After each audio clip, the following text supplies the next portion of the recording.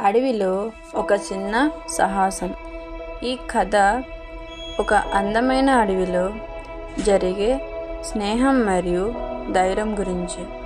ఒక అందమైన అడవిలో ఎన్నో జంతువులు ఆనందంగా జీవించేవి. ఆ అడవిలో ఒక చిన్న కోతి ఉండేది. ఒకరోజు జింకల గుంపు అడవిలోకి వచ్చింది.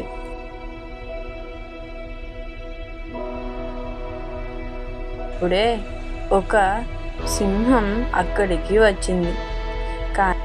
కానీ సింహం మంచి మాటలు చెప్పింది. అందరూ కలిసి సంతోషంగా జీవించారు.